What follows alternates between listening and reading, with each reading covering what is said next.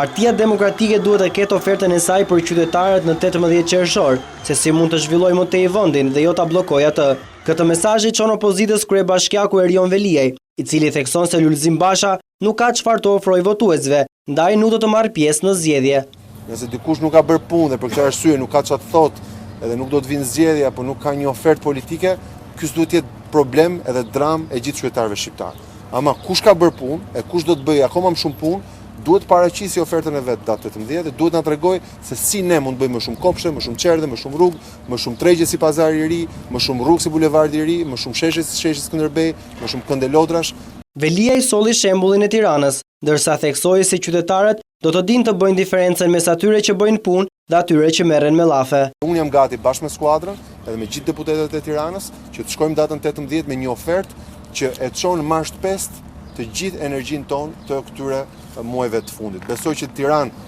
gjërat flasin vetë,